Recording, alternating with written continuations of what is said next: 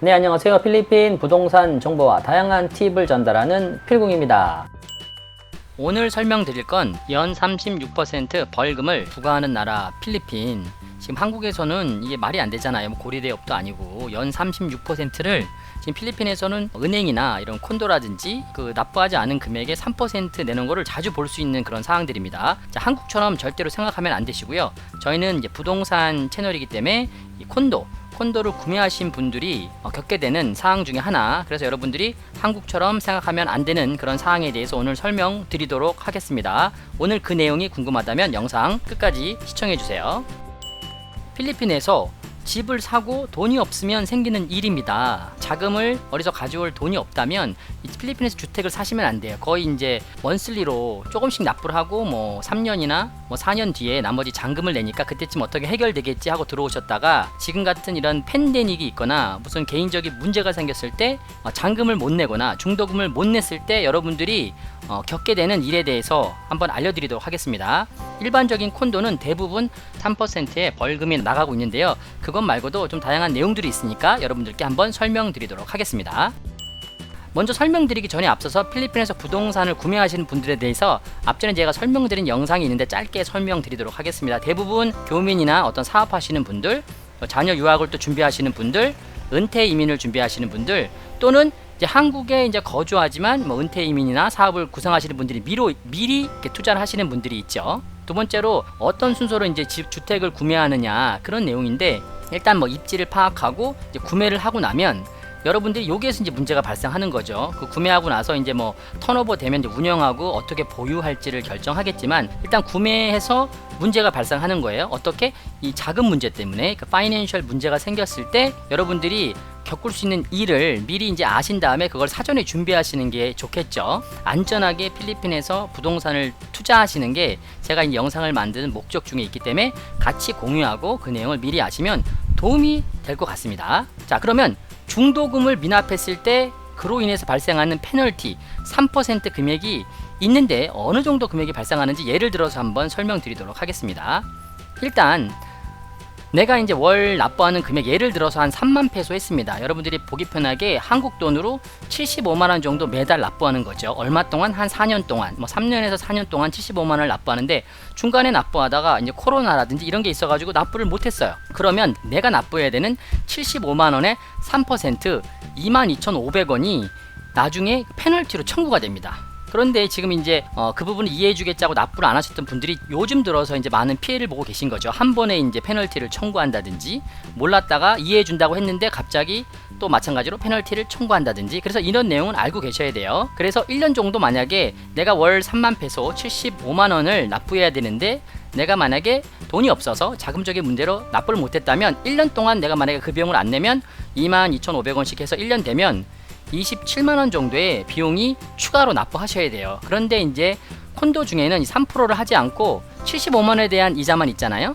그런데 다음 거 보시게 되면 75만원에 대한 이자가 22,500원인데 이 이자를 다시 추가를 합니다. 이자에 이자가 붙는 거죠. 이렇게 청구하는 콘도도 있습니다. 여러분들이 알고 계셔야 돼요. 그러면 앞전에는 22,500원이 평균이었지만 계속 23,000원, 24,000원, 5,000원, 6,000원, 7,000원, 8,000원 31,000까지도 비용이 올라가서 계속 금액이 올라갑니다. 그리고 나중에 또 이렇게 비용을 1년 정도나 이상 지속해서 납부를 안 하면 그냥 몰수를 해가는 경우도 있어요. 그래서 2년 미만 되면 납부한 돈들이 다 그냥 사라지거나, 또 2년이 넘으면 납부한 돈의 한 50%, 정확한 금액은 이제 콘도마다 따라 다르지만 평균적으로 한 50% 정도 비용을 이제 환불 받을 수 있는 그런 조항들은 있는데, 콘도에 따라서 40%만 주는 경우도 있고, 그런 부분은 나중에 다시 한번 공유하도록 하겠습니다. 자, 이렇게 미납을 하면 페널티가 붙는다. 그런데 이게 지금 중도금은 금액이 작잖아요. 근데 지금 문제가 뭐죠? 거의 또 요즘 문제에 있으시는 분들은 이제 턴오버를 해야 돼서 잔금을 납부해야 되는 거예요.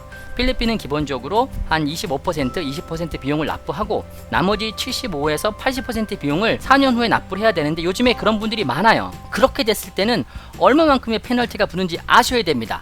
거기에 대해서 한번 보도록 하겠습니다.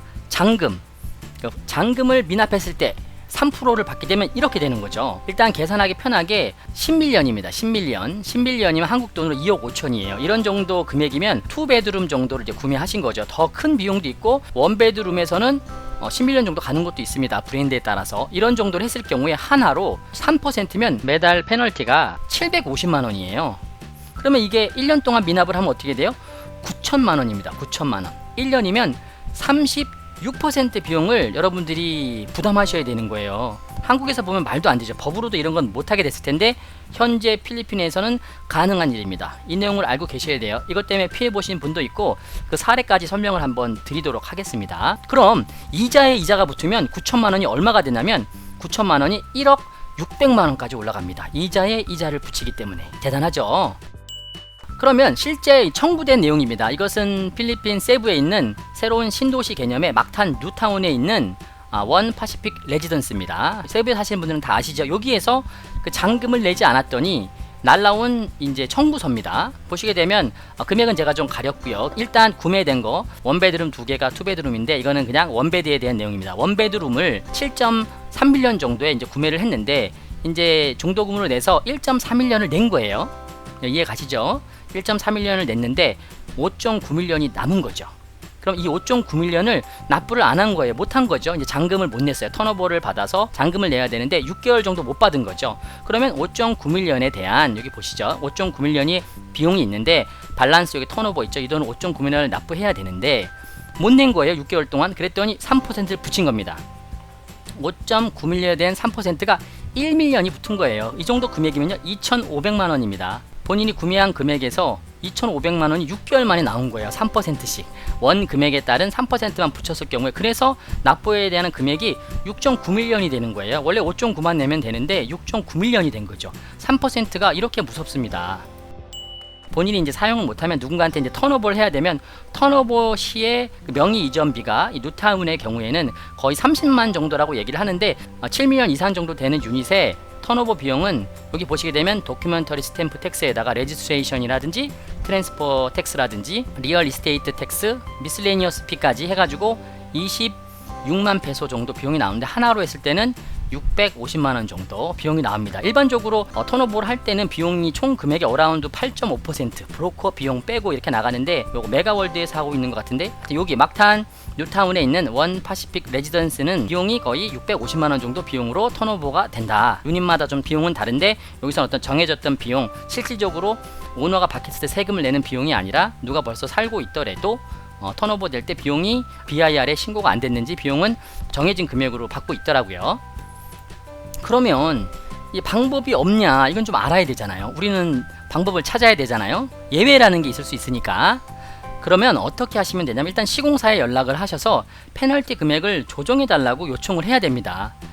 가만히 계시고 이 비용을 낼 수는 없잖아요. 그래서 어떤 액션을 취하시고 어떤 분들은 이렇게 얘기해서 보시게 되면 이유가 있다고 판단될 경우에는 0%를 하는 경우도 있고 1% 하는 경우도 있고 뭐 2%를 하는 경우가 있습니다. 근데 여기에 보시면 단서가 있죠. 이유가 있다고 판단될 경우 이제 이 부분은 여러분들이 어떻게 시공사랑 계속 커뮤니케이션을 했는지에 따라 내용이 좀 달라지겠죠. 변경이 될 수 있다는 부분. 그래서 지인의 유닛을 직접 연락을 해서 전화를 했더니 1%로 바꿔준다는 내용을 했습니다. 담당자가. 그래서 실질적으로 그 내용을 듣고 그나마 3%가 1%로 바뀌네. 그래서 이게 좀 가능한 이야기구나 하고 이제 시도를 했어요. 시도를 해서 1%라고 듣고 실질적으로 이제 메일을 보내서 메일로 답변을 받으려고 했더니 이런 연락이 온 거죠. 안 된다는 내용이죠. As for guidelines, waiver of penalty at this moment is not viable. 이렇게 돼 있는 거예요. 이게 안 된다는 내용이죠. 이게 생뚱맞는 거죠. 지금 안 된다고 얘기를 하니까. 이럴 때는 뭐 여러 번 더 시도를 해서 네고시에이션을 해서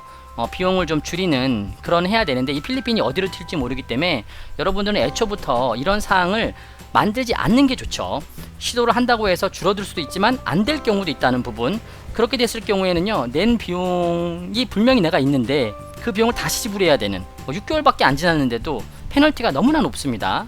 그래서 여러분들이 이게 실질적으로 벌어지고 있는 일이기 때문에 이 내용을 사전에 잘 아시고 내가 비용이 없어서 못 내면 이 필리핀은 3%의 페널티가 있다. 콘도 주스, 콘도 관리비도 그렇고요.